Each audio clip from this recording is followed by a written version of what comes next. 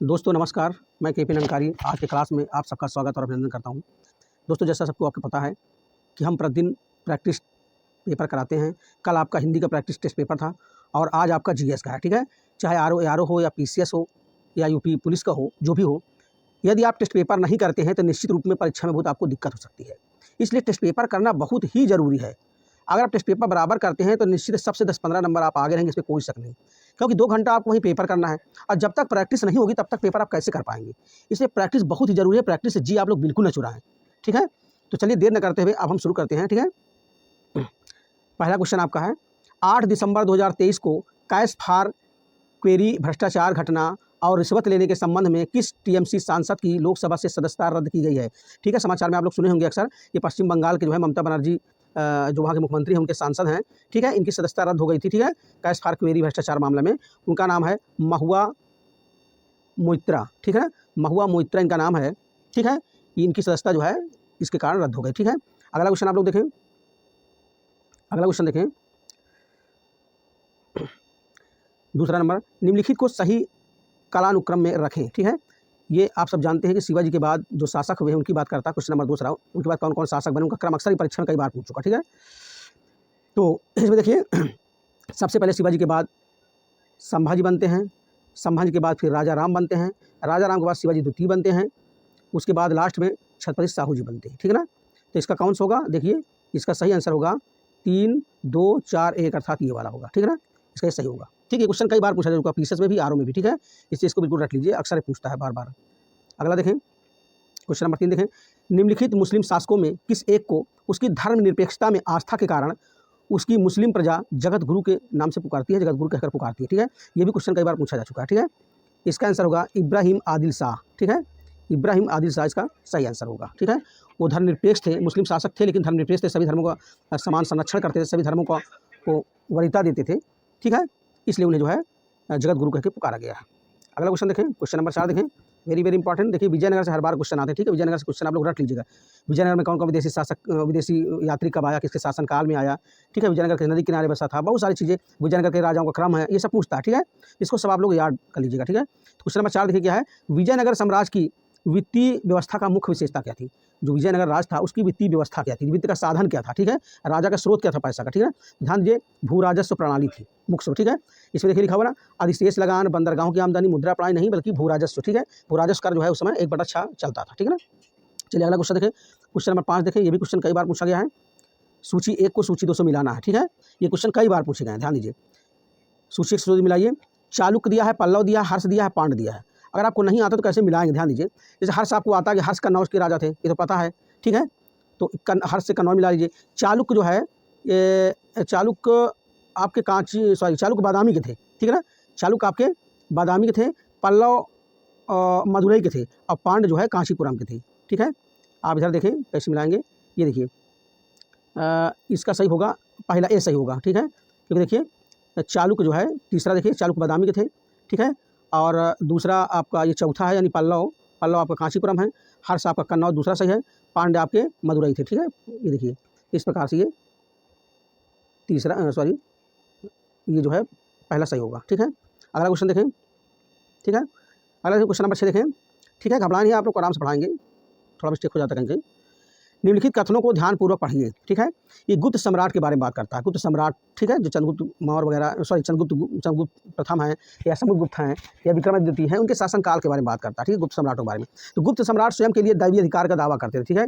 ये निश्चित रूप से ये सही है, ऐसा करते थे लोग, स्वयं को दैवीय अधिकार मानते थे, स्वयं को मानते थे कि मतलब कि भगवान के द्वारा राजा का अधिकार मिला है, इसलिए राजा दैवी यानी देवता के समान होता है, ठीक है। दूसरा देखिए लिखा हुआ है कि उनका प्रशासन नितांत केंद्रीकृत था। नितांत, अगर नितांत शब्द ना होता सही होता, ये नितांत मैंने पूरी तरह से बता रहा, केंद्रीकृत था, पूरी तरह से केंद्रीकृत नहीं था, बल्कि राज्यों में राज्यपाल होते थे, ठीक है। इसलिए ये जो है गलत होगा, ठीक है। राज्यों में पूरा राजा होता था, केंद्र रूप में केंद्र का राजा होता था, लेकिन कई बहुत बड़ा उनका राज्य क्षेत्र था, तो हर राज्यों में छोटे छोटे इनके राज्यपाल होते थे, ठीक है। अब तीसरा नंबर देखिए क्या है कि उन्होंने भूमि दान परंपरा प्रारंभ की थी, बिल्कुल सही क्वेश्चन है, ये बिल्कुल सही है कि गुप्त काल में ही भूमि की दान देने की परंपरा ब्राह्मणों को शुरू की थी इन लोगों ने, ठीक है। तो इस प्रकार से इसका सही जो आंसर होगा, आप देखिए 1 और 3 सही हो रहा है।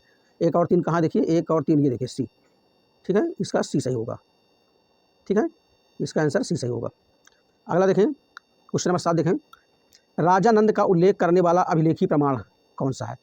जो नंद वंश का राजा था, ठीक है, उसका अभिलेख कहाँ से प्राप्त होता है? ध्यान दीजिए, बिल्कुल सरल क्वेश्चन है ये है खारवेल का हाथी गुफा अभिलेख, ठीक है। खारवेल, राजा खारवेल थे, उन्होंने हाथी गुफा अभिलेख में एक लेख लिखा था। उसमें उन्होंने कहा है कि यहाँ पर नंद राजा आया था, आक्रमण करके यहाँ से जिन की एक मूर्ति उठा ले गया है और उन्होंने यहाँ पर एक नहर खुदवाई थी। यही चीज़ लिखा हुआ है, ठीक है, इसी हाथी गुफा अभिलेख में यही चीज़ लिखा हुआ है। राजा खारवेल ने यही चीज़ लिखाया है नंद राजा के बारे में। तो नंद राजा के बारे में जानकारी भैया यही मिलती है, ठीक है। बाकी रुबंदे के लेख आप तो जानते हो, रुबंदे के लेख अशोक ने लिखा था, है ना, या अशोक लिखाता है अपने अभिलेख में कि मैं जो है अपने शासन के 20वें वर्ष जो है जहाँ भगवान बुद्ध पैदा हुए हैं वहाँ मैं अपने परिवार सहित आया हूँ, भगवान की पूजा करता हूँ। ये रुबंदे अभिलेख में, ठीक है। रुद्रदामन अभिलेख आप पढ़े हैं, रुद्रदामन जूनागढ़ का अभिलेख जो सुदर्शन जी के बारे में बात करता है। धनदेव अयोध्या अभिलेख में है, उसमें 2 बार यज्ञ कराता है, उसके बारे में जानकारी देता है, ठीक है। तो आगे देखें, क्वेश्चन नंबर 8 देखते हैं, निम्नलिखित में से कौन सा युग सुनियमित नहीं है? ठीक है। सर्वेंट ऑफ इंडिया के प्रवर्तक कौन है? गोपाल कृष्ण गोखले, बिल्कुल सही है ये, गोपाल कृष्ण गोखले, ये भी सही है। Social service league M.N.. Joshi, सही है। सेवा समिति एच.एल. कुंजरू हैं, सही है। फिर अगला है सोशल रिफॉर्म एसोसिएशन, इसमें लिखा हुआ श्री राम वाजपेयी, ये बिल्कुल गलत है, ठीक है ना, ये बल्कि नहीं है। सोशल रिफॉर्म एसोसिएशन के प्रवर्तक हैं मिर्ज़ा गुलाम अहमद। ध्यान दीजिए, सोशल रिफॉर्म एसोसिएशन के प्रवर्तक हैं मिर्ज़ा गुलाम अहमद, ठीक है। ये एक सामाजिक संस्था थी, ठीक है, सामाजिक कल्याण के लिए इन्होंने एक संस्था बनाई थी, ठीक है। अगला देखें, क्वेश्चन नंबर 9 देखें, भारतीय राष्ट्रीय कांग्रेस के निम्नलिखित अधिवेशन में से किसकी अध्यक्षता सी विजय राघवन चेरियार ने की थी? ठीक है, ये आपका आंसर होगा, देखिए लखनऊ है, नागपुर है, गया है, ऊपर में से कोई नहीं, ठीक है। इसमें से आपको होगा नागपुर में इन्होंने किया था, ठीक है, नागपुर में अधिवेशन में अध्यक्षता इन्होंने की थी। अगला देखें, क्वेश्चन नंबर 10 देखें, आचार्य विनोबा भावे किस आंदोलन में भाग लेने के लिए प्रथम बार जेल गए थे? ठीक है, विनोबा भावे के बारे में आप लोग जानते हैं, भूमदान आंदोलन इन्होंने चला था, ठीक है, लेकिन पूछा कि प्रथम बार कभी गिरफ्तार हुए थे, जेल गए थे, ठीक है। आगे देखें, ऑप्शन देखें, बारदोली आंदोलन, चंपारण आंदोलन, सबने आंदोलन, अशोक आंदोलन, ठीक है। तो बारदोली आंदोलन आप जानते हैं कि गुजरात में चला था, सरदार वल्लभ भाई पटेल किसानों के लिए चला था। चंपारण आंदोलन आपको पता है कि महात्मा गांधी बिहार में किसानों के लिए गए थे, 1917 में गए थे, ठीक है। बारदोली आपका 18 में हुआ था, ठीक है ना, तो इसमें ये तो नहीं थे। सबने अवज्ञा आंदोलन, यही सही इसका आंसर है, सबने अवज्ञा आंदोलन, नमक कर के विरोध में जो है महात्मा गांधी 1931 में सबने अवज्ञा आंदोलन चलाए थे, ठीक है। साबरमती आश्रम से समुद्र किनारे तक गए थे, यात्रा किए थे और नमक कानून तोड़ा था। तो इसी में जो है आचार्य विनोबा भावे जी जेल गए थे इसी आंदोलन, क्योंकि आंदोलन पूरे भारत में अलग अलग जगह पे चला है, कई लोग इसका नेतृत्व किए थे, ठीक है ना, यही सही है। अगला देखें, क्वेश्चन नंबर 11 देखें, भारत के संविधान के किस अनुच्छेद द्वारा राष्ट्रपति को उच्च न्यायालय का कार्यकारी मुख्य न्यायाधीश नियुक्त करने की शक्ति दी गई है? ध्यान दीजिए, कार्यकारी पूछ रहा, कार्यकारी मुख्य न्यायाधीश नियुक्त करने की शक्ति दी गई, ठीक है। देखिए, अनुच्छेद 223, 224, 224 से 225, ठीक है, इसका सही आंसर होगा अनुच्छेद 223, ठीक है। ध्यान दीजिए, अनुच्छेद 224 में सर्वोच्च न्यायालय की स्थापना की बात करता है, ध्यान दीजिए, अनुच्छेद 224 में सर्वोच्च न्यायालय की स्थापना की बात करता है, लेकिन यहाँ पर कार्यकारी मुख्य न्यायाधीश की बात करता है, तो अनुच्छेद 223 के तहत जो है राष्ट्रपति कार्यकारी मुख्य न्यायाधीश नियुक्त करता है। अगला क्वेश्चन देखें, क्वेश्चन नंबर 12 देखें, सरकारीय आयोग की सिफारिश के अनुसार अनुच्छेद 356 का प्रयोग कम से कम होना चाहिए, ये कह रहा है, ए में कह रहा है, बी में क्या कह, आर में क्या कह रहा है कि जिन राजनीतिक दलों ने केंद्र में सरकार बनाई उन्होंने अनुच्छेद 356 का दुरुपयोग किया, ठीक है। ध्यान दीजिए, अनुच्छेद 356 है क्या? अनुच्छेद 356 के तहत राष्ट्रपति राज्यों में राष्ट्रपति शासन लगाता है। जब वहाँ का राज्यपाल अनुमोदन करके राष्ट्रपति बताता है कि यहाँ का शासन लोकतांत्रिक तरीके से नहीं चल रहा है, तो राष्ट्रपति वहाँ पर राष्ट्रपति शासन लगा देता है, ठीक है। तो जो केंद्र की सरकार होती है वो जो है किसी न किसी तरह से कुछ न कुछ ब्लेम लगा के जो है वहाँ पर राष्ट्रपति शासन जबरदस्ती लगवा देती कहीं, इसलिए कह रहा, दूसरा कह रहा कि जिन राजनीतिक दलों ने केंद्र में सरकार बनाई है उन्होंने 356 का दुरुपयोग किया है, ठीक है ना। तो अर्थात दोनों सही है। सरकारी आयोग ने सिफारिश की है कि 356 का प्रयोग कम से कम होना चाहिए, सरकारी आयोग ने कहा, सरकारी एक आयोग बना था, ठीक है ना, तो उसने कहा कम से कम होना चाहिए इसका प्रयोग। और आर भी कह रहा है कि हाँ, राजनीतिक दलों ने केंद्र सरकार में जो राजनीतिक दल होते हैं उसका फ़ायदा उठाते हैं, ठीक है। तो इसमें जो है कौन सही होगा? ए और आर दोनों सत्य हैं, ठीक है ना, दोनों सत्य हैं और व्याख्या भी करते हैं, ठीक है। अगला क्वेश्चन देखिए, क्वेश्चन नंबर 13, निम्नलिखित में से कौन भारत के चुनाव आयोग का सदस्य नहीं था? ठीक है, ये क्वेश्चन कोई मतलब का फिलहाल नहीं है, कोई मतलब क्वेश्चन नहीं है भाई, कब नहीं था, कोई डेट और दिया नहीं, तो कब कि मुख्य चुनाव आयोग का सदस्य नहीं था, तो कोई मतलब इसमें नहीं है इसको करने से, ठीक है। फिलहाल अगर देखा जाए तो डॉक्टर एम.एस. गिल थे, एम.एस. कृष्णमूर्ति थे, बी. दिंगदो थे, ये कभी नहीं सदस्य रहे फिलहाल, ठीक है, लेकिन इससे कोई मतलब नहीं क्वेश्चन से। अगला देखें, भारत में वह मंत्री जो संसद के दोनों सदन में से किसी का भी सदस्य नहीं है, उसे मंत्री पद से मुक्त हो जाना पड़ता है। ध्यान दीजिए, आप लोग जानते हैं, ध्यान दीजिए, हम बता भी दें आपको, कोई भी चाहे मुख्यमंत्री बने, चाहे वो कोई मंत्री बने, चाहे प्रधानमंत्री बने, ठीक है, लेकिन उसे अगर मुख्यमंत्री बनता है संसद में, तो इस संसद में लोकसभा या राज्यसभा का सदस्य होना अनिवार्य है। लेकिन अगर मान लीजिए नहीं सदस्य, फिर भी वो प्रधानमंत्री या मंत्री बन सकता है, लेकिन 6 माह के अंदर अंदर उसे जो है सदस्यता लेनी पड़ती है लोकसभा की या राज्यसभा की। अगर 6 माह के अंदर अंदर सदस्यता नहीं लेता है तो उसे उस पद से मुक्त कर दिया जाएगा, ठीक है। और अगर राज्यों में देखें तो विधानसभा या विधान परिषद सदस्य होना चाहिए, तब वो मुख्यमंत्री या मंत्री बनता है, ठीक है। इससे 6 महीने तक बिना जो है बिना संसद का सदस्य रहे भी वह मंत्री बन सकता है 6 माह के तक। 6 माह के बाद उसे तुरंत हटा दिया जाएगा, ठीक है ना। अगला देखें, किसी अपराध के अभियुक्त को स्वयं अपने विरुद्ध गवाह बनाने के लिए बाध्य नहीं किया जा सकता, भारतीय संविधान के किस अनुच्छेद में प्रावधानित है, ठीक है। इसका सही आंसर देखिए, इसका सही आंसर होगा ये अनुच्छेद 20, अनुच्छेद 20 इसका सही आंसर होगा, ठीक है। क्योंकि आप सबको पता है कि अनुच्छेद 20 जो है अपराधों के लिए सजा के संबंध में संरक्षण की बात करता है, अनुच्छेद 20, और अनुच्छेद 21 प्राण एवं दैहिक स्वतंत्रता की बात करता है। अनुच्छेद 21 का बाद में जोड़ा गया है, ठीक है, शिक्षा के लिए प्रारंभिक शिक्षा का मूल अधिकार दिया गया, ठीक है। ये 50वें संविधान संशोधन 2002 में शायद जोड़ा गया, 86वें संविधान संशोधन 2002 में जोड़ा गया है। और अनुच्छेद 22 जो है कुछ मामले में गिरफ्तारी और हिरासत के संरक्षण के बारे में बात करता है, ठीक है। चलिए ठीक है, अगला हम देखते हैं, क्वेश्चन नंबर 15 हो गया। अब क्वेश्चन नंबर 16 हम देखते हैं। 16 में देखिए क्या लिखा हुआ, हरित सूचकांक ग्रीन इंडेक्स किसके द्वारा विकसित किया गया है, ठीक है। ऑप्शन देखें, पहला विश्व बैंक का पर्यावरणीय एवं सामाजिक सुस्थिर विकास प्रभाग करता है, या संयुक्त राष्ट्र पर्यावरण कार्यक्रम करता है, सी देखो संयुक्त राष्ट्र विकास कार्यक्रम करता है, डी देखो क्योटो प्रोटोकॉल करता है, ठीक है। इसमें सही आंसर आपका ये होगा, विश्व बैंक का पर्यावरणीय एवं सामाजिक सुस्थिर विकास प्रभाग, ये काम इसका देखता है, ठीक है। अगला देखें, क्वेश्चन नंबर 17 देखें, निम्न को उसके कालक्रम अनुसार व्यवस्थित करना, ठीक है। पहला आपका प्रथम पंचवर्षीय योजना संसद में प्रस्तुत की गई थी, राष्ट्रीय विकास परिषद का गठन किया गया था, स्वतंत्र भारत में पहली बार भारतीय मुद्रा का अवमूल्यन किया गया था, भारत अंतर्राष्ट्रीय मुद्रा कोष का सदस्य बना था। इसको क्रम में बनाना, कौन पहले घटना हुई थी, उसके बाद कौन हुआ, ठीक है। क्रम में कैसे बनाएंगे, देखिए सबसे पहले देखें, इसमें सबसे पहले चौथा हुआ था भारत अंतर्राष्ट्रीय मुद्रा कोष का सदस्य बना था, 1945 में ही बन गया था, ठीक है। आज़ादी होने पहले बन गया था, ठीक है ना। मुद्रा कोष सदस्य बन गया था 45 में, सबसे पहले ये हुआ था। दूसरा नंबर हुआ था आपका ये वाला हुआ था, ये स्वतंत्र भारत में पहली बार भारतीय मुद्रा का अवमूल्यन, ठीक है, ये हुआ था 1947 में हुआ था, ठीक है। तो दूसरा नंबर ये हो गया। और उसके बाद फिर 1951 में जो है प्रथम पंचवर्षीय योजना चालू हुई थी, ठीक है। 1951 से प्रथम पंचवर्षीय योजना स्टार्ट हुई थी। और राष्ट्रीय विकास परिषद सबसे अंत में हुई थी 1952 में हुई थी, ठीक है, राष्ट्रीय विकास परिषद। इस तरफ से देख लीजिए आप 3, 4, 1, 2 कहाँ पर है देख लीजिए, ये है आपका ये देखिए आपका ये बी सही होगा, आपका ये बी वाला सही हो जाएगा, ठीक है, ये बी जो है सही होगा। देखिए 4, 3, 1, 2, ठीक है ना। अगला देखें, क्वेश्चन नंबर 18 देखें, स्वच्छ भारत मिशन ग्रामीण को भारत में प्रारंभ कब किया गया, ठीक है। आप सबको तो पूरा पता, स्वच्छ भारत मिशन मोदी जी ने 2014 में शुरू किया था, लेकिन 2014 सब डेट दिया है, तो यहाँ पर देखो दिया है, महीना दिया है, सितंबर, अक्टूबर, नवंबर, दिसंबर। आप सबको पता स्वच्छ भारत अभियान गांधी जी के जन्मदिन 2 अक्टूबर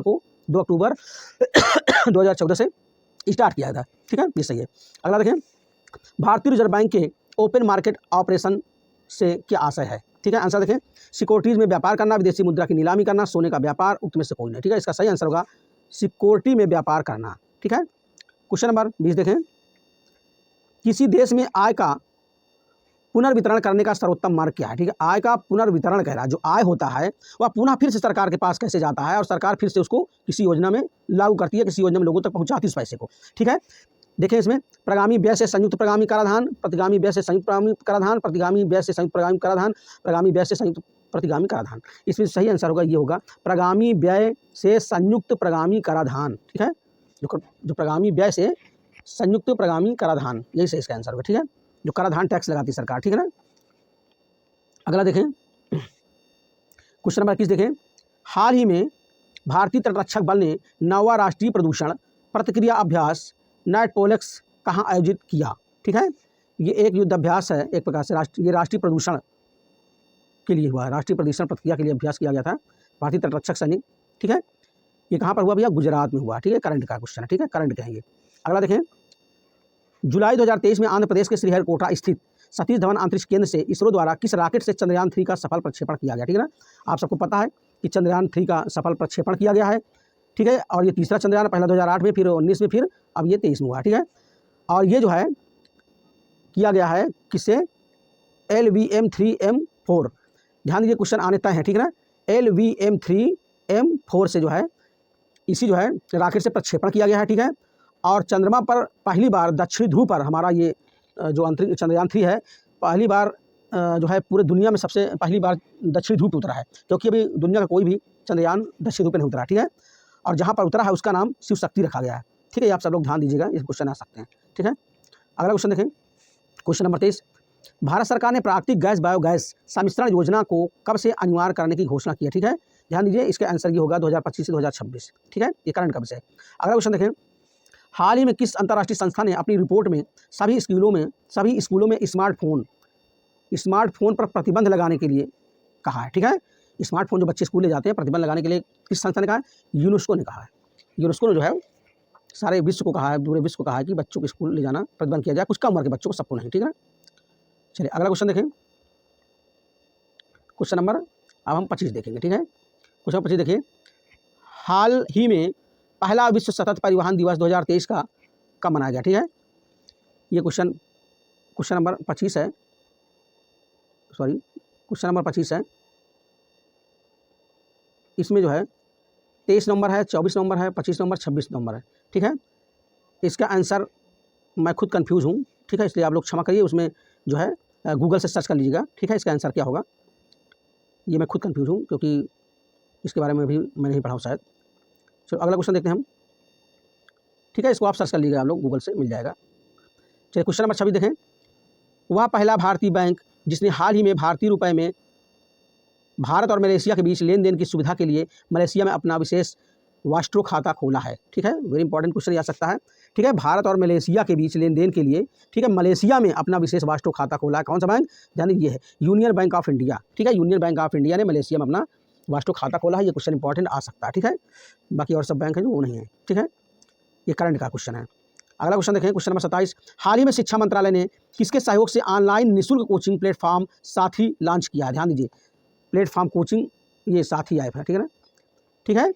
निःशुल्क कोचिंग है ये साथी ऐप में, और किसके सहयोग से लॉन्च किया गया? IIT Kanpur, IIT Madras, IIT Mumbai, IIT Delhi. ये इंपॉर्टेंट, ठीक है। ये एक बार एक परीक्षा में पूछा भी जा चुका है, ठीक है। इसके पहले एक पेपर हुआ था शायद, ध्यान नहीं, PCS में शायद है, ऐसे ध्यान मुझे नहीं है, लेकिन पूछा गया है। ये इंपॉर्टेंट इसलिए क्योंकि अपने उत्तर प्रदेश से संबंधित है। ये IIT कानपुर के सहयोग से लॉन्च किया गया था, ठीक है। ध्यान करिए आप लोग।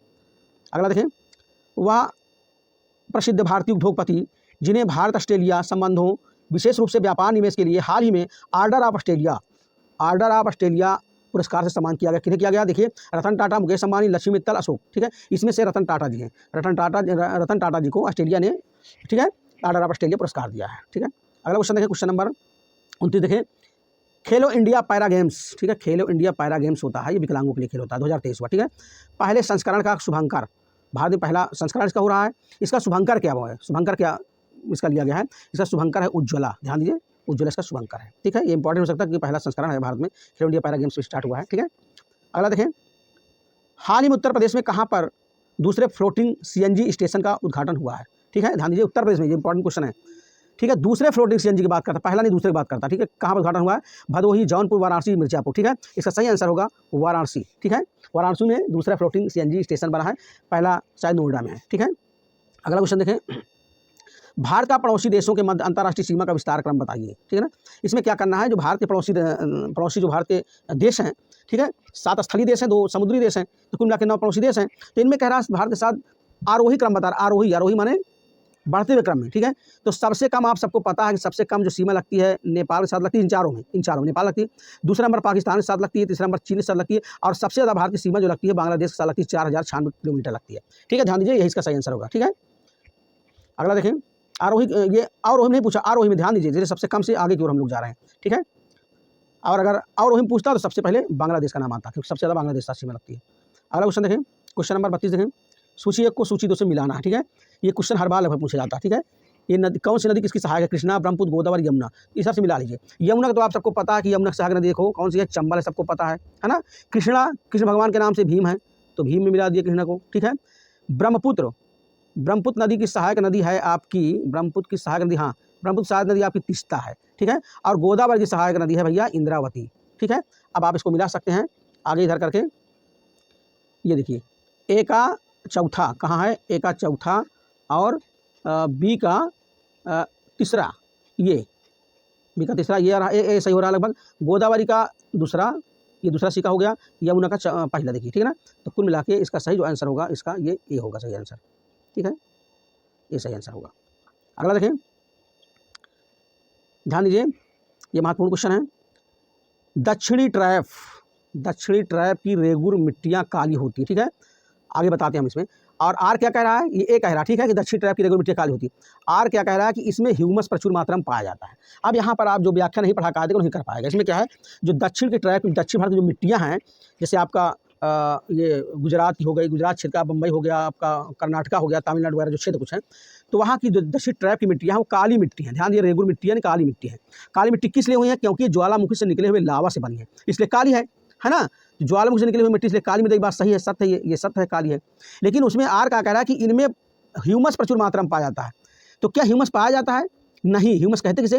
ह्यूमस कहते हैं जीव जंतुओं, पेड़ पौधों की जो पेड़ पौधे जीव जंतु सड़ गल जाते हैं उनके अवशेष को ह्यूमस कहा जाता है। तो जब ज्वालामुखी से ज्वालामुखी ने नीचे से निकली हुई लावा है तो उसमें कोई ह्यूमस की कोई मतलब है ही नहीं बिल्कुल से, क्योंकि लावा से निकला है, नीचे से निकला है, मिट्टी नीचे से, धरती के नीचे से निकली है, तो ह्यूमस में नहीं है, ठीक है। ह्यूमस मिट्टी जो है खासकर दलदली मैदानों में मिलती है, जहाँ पर पेड़ पौधे जंगल होते हैं, वहाँ की मिट्टी में ह्यूमस मिलते हैं। इसलिए इसमें जो है ए सही और आर गलत है, अर्थात सही कौन होगा? ए सही है, ये वाला सही होगा, ए सही है और आर गलत आपका, ठीक है। अगला क्वेश्चन देखें, क्वेश्चन नंबर 33 हो गया, क्वेश्चन नंबर 34 देखें, ठीक है। थोड़ा आप लोग धैर्य बनाए रखें, ठीक है, क्योंकि थोड़ा विस्तार से आपको बता भी रहे हैं। अब बात की 60 में अगर सिर्फ आंसर बताना हो तब तो बस 5 मिनट का खेल है। मैं सोचता हूँ कि आप लोग को थोड़ा एक्स्ट्रा जानकारी कुछ मिल जाए, ठीक है। और बाकी अगर आपको उलझन हो रही है तो आप लोग जिसकी इच्छा हो ना देखें, जिसको पूरा ज्ञान लेना हो, पूरा पेपर करना हो तो आराम से देख सकता है पूरा, ठीक है। मर्जी आप सबकी स्वतंत्र है, क्योंकि मैं जानता हूँ कुछ बच्चे ऐसे होते हैं कि यार छोड़ो यार 1 घंटा लगा रहे हैं सर जी, ठीक है। लेकिन 1 घंटा में आपको मिल क्या चीज़ रहा है, पर ये देखिए पेपर करने का ट्रिक मिल रहा है आपको, कैसे पेपर किया जाएगा, जो क्वेश्चन नहीं आता उसे किस प्रकार से सॉल्व किया जाएगा ये मैं बता रहा हूँ, ठीक है। सिर्फ पेपर नहीं करा रहा हूँ, सब कुछ आपको जानकारी दे रहा हूँ, इसलिए आप लोग विधिवत ढंग से इसको देखें और करें, ठीक है। अगला क्वेश्चन देखें, समांतर फसल का एक उदाहरण है, ठीक है। समानांतर कह रहा है, समानांतर फसल कौन सी फसल है जो एक साथ बोई जाती है, कह रहा है, ठीक है ना, एक साथ।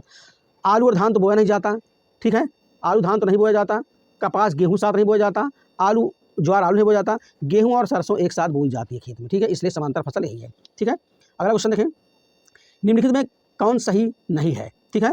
इसमें कह रहा है कि प्रजाति की बात कर रहा है, जैसे अरहर, मूंगफली, मसूर, सरसों, इनकी जो नई नई किस्म आती है, बीज की किस्म आती है, कह रहा है कौन सही नहीं। तो ध्यान दीजिए, अरहर के साथ कह रहा है नीलम, अरहर के साथ कह रहा है नीलम, ठीक है, मूंगफली चंद्रा, मसूर पंत L 406, सरसों वरुणा, ठीक है। इसमें जो गलत है वो अरहर वाला गलत है, अरहर नीलम नहीं होती, ठीक है। नीलम बल्कि अरसी का एक होता है, ठीक है, अरसी की प्रजाति होती है, बाकी सब सही है, ठीक है ना। आगे देखें, क्वेश्चन नंबर 36 देखें, आर्द्रता को मानांकित यानी नापने के लिए किस उपकरण का प्रयोग किया जाता है, क्वेश्चन ये है, ठीक है ना। आगे देखिए, थर्मोस्टेट है ए में दिया है, दूसरे में पायरा, पहले देखिए थर्मोस्टेट है, दूसरे में पायरोमीटर है, फिर हिस्पोमीटर है, फिर हाइग्रोमीटर, ठीक है। ये बिल्कुल सरल क्वेश्चन, सबको पता है कि इसका आंसर हाइग्रोमीटर से आर्द्रता नापी जाती है, ठीक है। पायरोमीटर से क्या नापा जाता है, पायरोमीटर से किरणों की तीव्रता नापी जाती है, किरण आती है उसकी तीव्रता। थर्मोस्टेट से जो है बर्फ क्या बोलते हैं, थर्मोस्टेट से शायद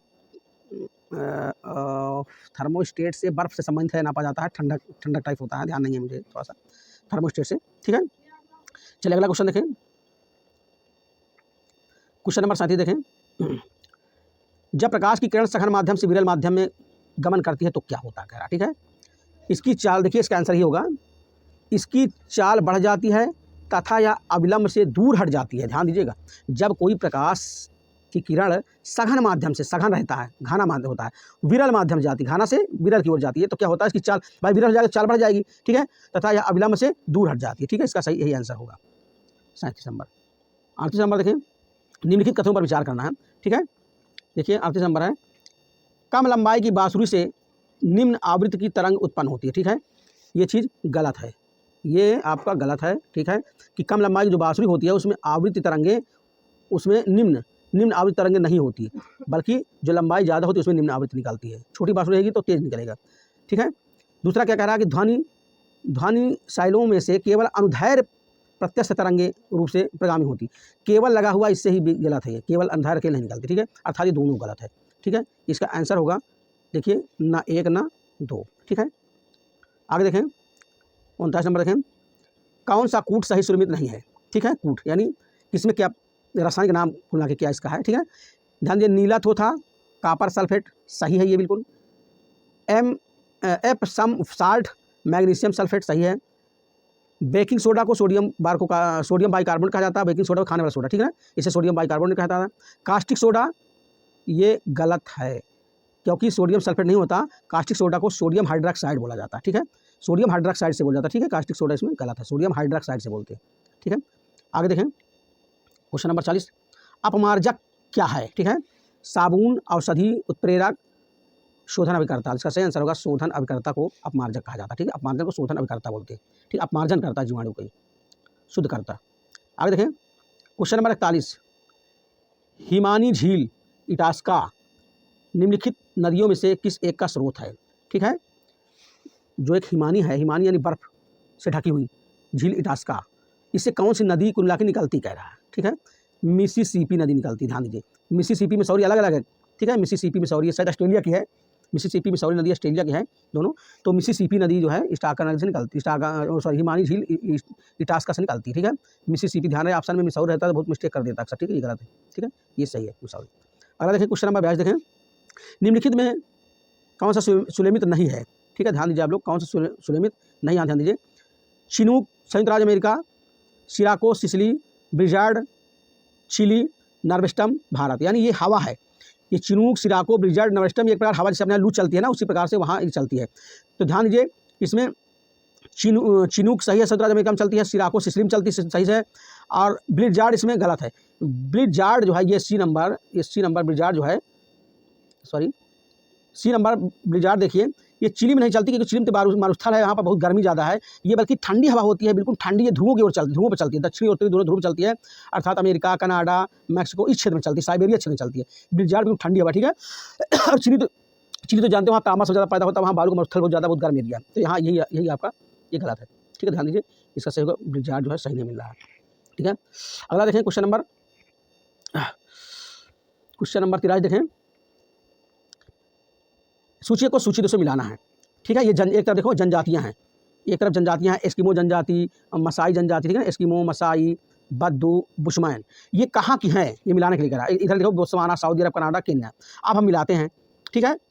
देखिए एस्किमो जो जनजाति है, आप जानते हैं कि बर्फ़ में रहते हैं, बर्फ़ की गाड़ी भी वो लोग चलाते हैं, शायद आप देखे होंगे ना, बचपन में कक्षा 2-3 किताब में है शायद, है ना, एस्किमो, तो ये लोग कहाँ बर्फीले एरिया में रहते हैं, यहाँ पर कौन सा बर्फीला एरिया है, आप अभी पढ़े ना कि कनाडा बर्फीला एरिया, कनाडा, ध्यान दीजिए ये एस्किमो कनाडा के हैं, ठीक है, कनाडा क्षेत्र में बर्फ रहता है, बर्फ के घर में रहते हैं, इग्लू उनके घर का नाम इग्लू होता है, ठीक है, स्लेज इनके गाड़ी का नाम होता है स्लेज गाड़ी बर्फ से सटकती है, ठीक है, ये लोग बर्फ के घर में रहते हैं, इग्लू नामक घर में, तो एस्किमो कनाडा हो गए।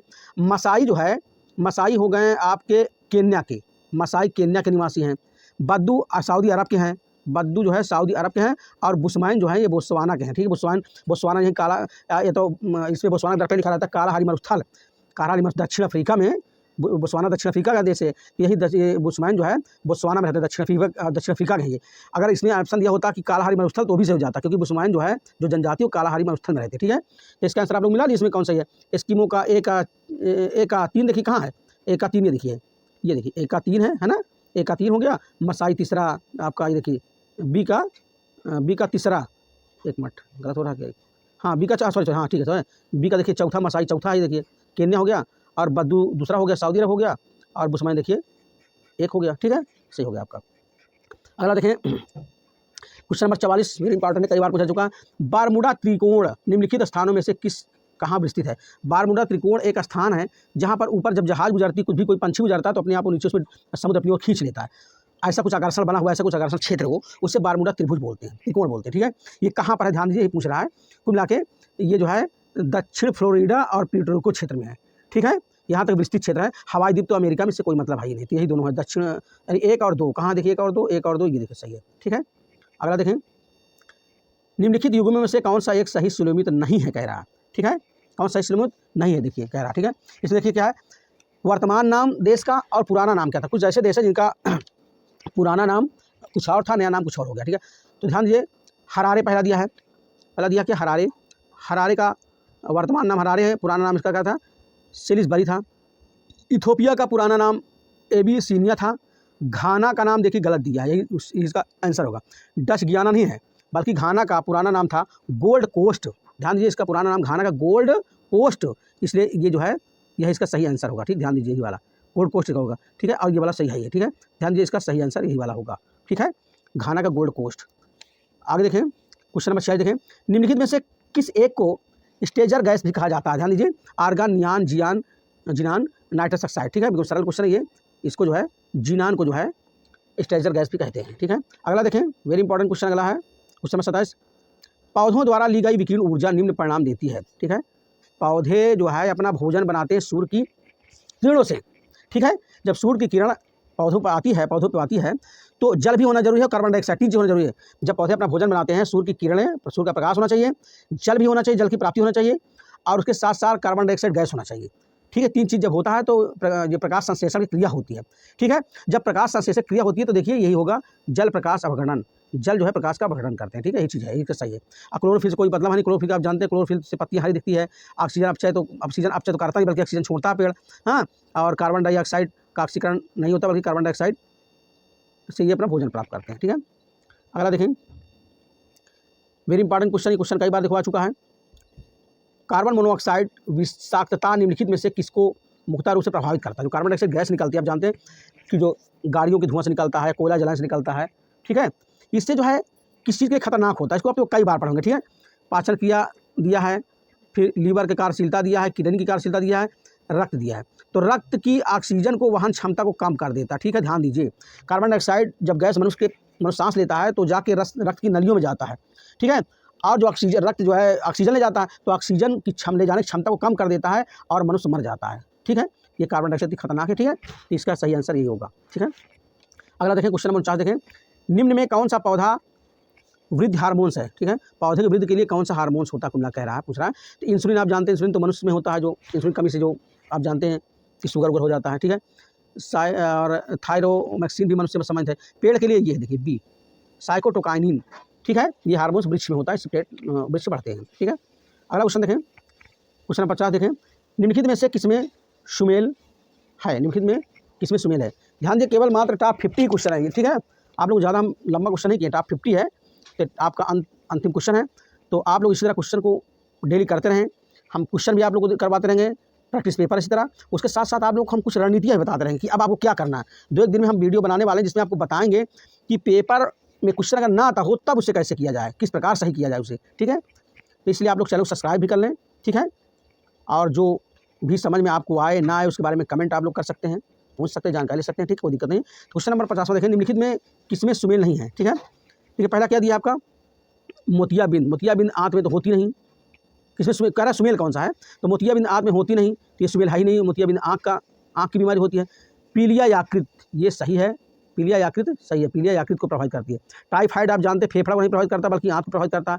निमोनिया देखिए आंत को दिया है, आंत नहीं बल्कि फेफड़ा को निमोनिया करता है, ठीक है, इसलिए जो है इसका यही वाला सही होगा, बाकी सब गलत है, ठीक दोस्तों।